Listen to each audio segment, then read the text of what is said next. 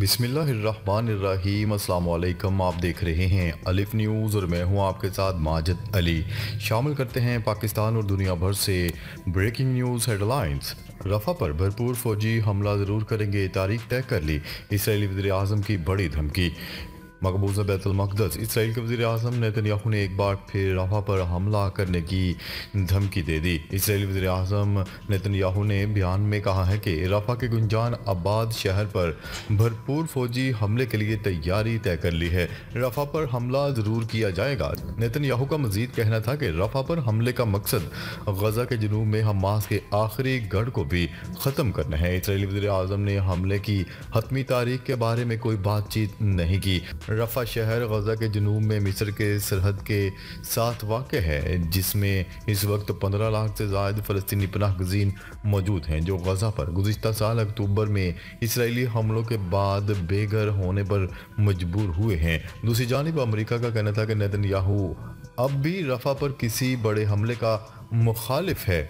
अमरीकी महकमा खारजा के तर्जुमान मैथ्यू मिलर ने कहा कि इसराइली हमले से रफ़ा में शहरी आबादी के लिए बड़ा ख़तरा पैदा होगा और ख़ुद इसराइली सलामती के लिए भी मसाइल पैदा होंगे।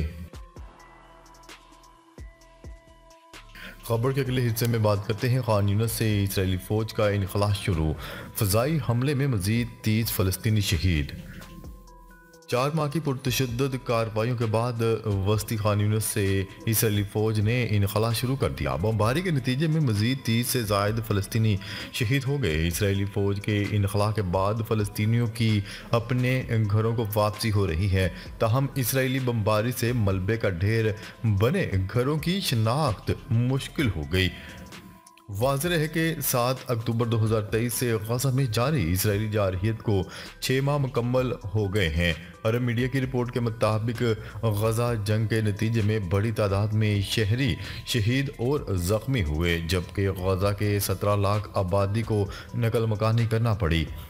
गज़ा में खुराक समेत बुनियादी ज़रूरियात की शदीद किल्लत पैदा हो गई है। अरब मीडिया के मुताबिक गज़ा पर इसराइली हमलों में अब तक 33,000 से ज़ायद फ़लस्तीनी शहीद हो चुके हैं, जिनमें 13,000 से ज़ायद तादाद बच्चों की है। खबर के अगले हिस्से में बात करते हैं यूक्रेन को रूस से समझौता करना पड़ेगा।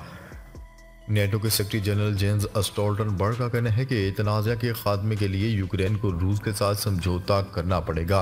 नेटो के सेक्रेटरी जनरल जेंस स्टोल्टनबर्ग ने बीबीसी को एक इंटरव्यू में वाज़ह तौर पर कहा है कि रूस के साथ तनाज़ा के खात्मे के लिए यूक्रेन को बिलाखिर किसी किस्म के समझौते पर रजामंद होना पड़ेगा। NATO secretary general Jens Stoltenberg का मजीद कहना था कि अब ये यूक्रेन पर मुनहसर है कि वो रूस के साथ कब और किन हालात में अमन की कोशिशें करे। ये फैसला यूक्रेन को करना चाहिए कि वो किस किस्म का समझौता करने के लिए तैयार हैं। स्टोल्टनबर्ग का कहना था कि वो कैफ को किसी राय की तरफ नहीं धकेल रहे, लेकिन मगरिब का किरदार कैफ को एक ऐसे मुज़ाकराती पोजीशन तक पहुंचने में मदद करना है जिससे कोई काबिल कबूल नतीजा निकल सके। ताहम इसके साथ उन्होंने ये भी कहा है कि हकीकी अमन सिर्फ यूक्रेन की फतह से हासिल किया जा सकता है। नेटो सेक्रेटरी जेंस स्टोल्टनबर्ग ने मजीद कहा कि मगरिब को तवील मुद्दत में यूक्रेन की हमायत करनी चाहिए। हमें मुस्तकबिल करीब में जंग ख़त्म होने का यकीन हो। मगरबी ममालिक को कैफ की दफाई सलाहियतों में सरमायाकारी करनी चाहिए ताकि मुस्तकबिल में लड़ाई की सूरत में इसे मजीद मजबूत बनाया जा सके। खबर के अगले हिस्से में बात करते हैं इसराइल को हथियार देने पर जर्मनी के खिलाफ आलमी अदालत में समाअत। इसराइल की मदद करने पर जर्मनी के खिलाफ दायर दरख्वास्त पर आलमी अदालत इंसाफ में समाअत हुई। इस दौरान जर्मनी को हथियारों की सप्लाई रोकने की इस्तदा की गई।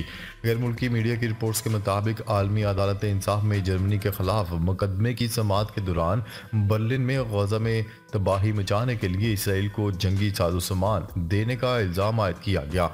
आलमी अदालत से मुतालबा किया गया कि जर्मनी इसराइल को गोला बारूद सप्लाई करके जिनेवा साइड कन्वेंशन 1948 की खिलाफ वर्जी कर रहा है, लिहाजा इसराइल को हथियारों की सप्लाई रोकने का हुक्म दिया जाए। याद रहे कि जर्मनी इसराइल को असला बरामद करने वाले सबसे बड़े ममालिक में से एक है।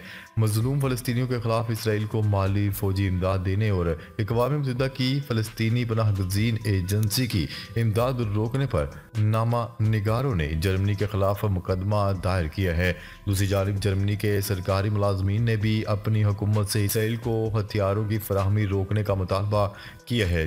600 जर्मन मुलाजमीन ने चांसलर ओलाफ शोल्स और दीगर सीनियर वज़रा को ख़त लिखा है कि इसराइल को फौरी तौर पर हथियारों की फराहमी बंद की जाए।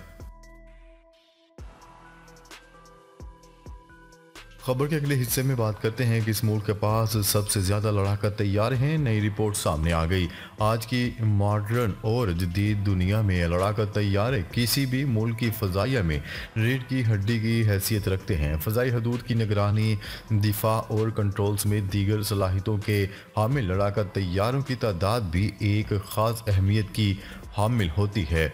ग्लोबल फायर पावर 2024 की रिपोर्ट के मुताबिक अमेरिका के पास सबसे ज़्यादा लड़ाका तैयारे हैं, जिनकी तादाद 1854 है, जबकि चीन के पास 1207 लड़ाका तैयारे हैं। रिपोर्ट के मुताबिक रूस के पास 809, जबकि भारत के पास 606 और शुमाली कोरिया के पास 440 लड़ाका तैयारे हैं। ग्लोबल फायर पावर 2024 की रिपोर्ट के मुताबिक पाकिस्तान इस लिस्ट में 6ठे नंबर पर है, जिसके पास 387 लड़ाका तैयारे हैं।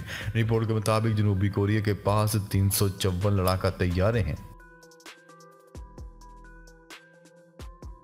खबर के अगले हिस्से में बात करते हैं आयरलैंड के वज़ीर आज़म का फ़लस्तीन को तस्लीम करने का ऐलान। गैर मुल्की खबरसार एजेंसी की रिपोर्ट के मुताबिक आयरलैंड के नए वज़ीर आज़म ने फ़लस्तीन को तस्लीम किए जाने का ऐलान अपनी एक तकरीब में किया। उन्होंने इसराइली वज़ीर आज़म नेतन्याहू को मुखातब करते हुए कहा कि आयरिश अवाम आपके इक़दामात से बेजार हो चुके हैं। आयरिश वज़ीर आज़म का मज़ीद कहना था कि इसराइली वज़ीर आज़म नेतन्याहू गज़ा में जंग बंदी करें और इमदाद जाने दें। हमें इसराइल और फ़लस्तीन दो अलग अलग रियासतों की ज़रूरत है। आयरलैंड फ़लस्तीन को रियासत तस्लीम करने के लिए तैयार है।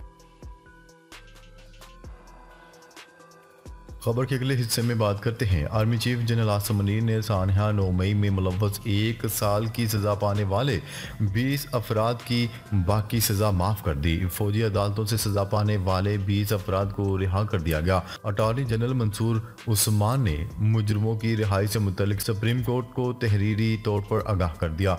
रावलपिंडी, लाहौर, गुजरावाला, दीर और मर्दान के 20 अफराद को फौजी अदालतों से 1 साल की सज़ा हुई थी। रावलपिंडी में 8 अफराद को 1 साल, लाहौर में 3, गुजरावाला में 5 मुजरमान को 1 साल कैद बामुशक्कत की सज़ा की गई थी।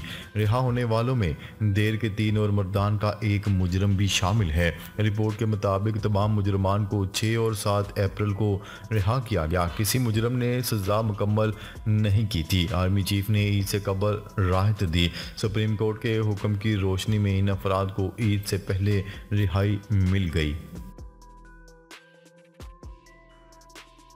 खबर के अगले हिस्से में बात करते हैं सलामती कौंसिल की रुकनीत फ़लस्तीनी अथॉरिटी की दरख्वास्त गौर के लिए कमेटी के स्पुर्द। अक़वाम मुत्तहिदा की सलामती कौंसिल ने फ़लस्तीनी अथॉरिटी के सलामती कौंसिल के रुकन बनने की दरख्वास्त मुतलका कमेटी के स्पुर्द कर दी। आलमी मीडिया की रिपोर्ट के मुताबिक फ़लस्तीनी अथॉरिटी ने सलामती कौंसिल का मुस्तकिल रुकन बनने के लिए दरख्वास्त दे रखी है, जिसे कौंसिल ने गौर व गौस के लिए नए अरकान की शमूलियत का अख्तियार रखने वाली कमेटी के स्पुर्द कर दिया।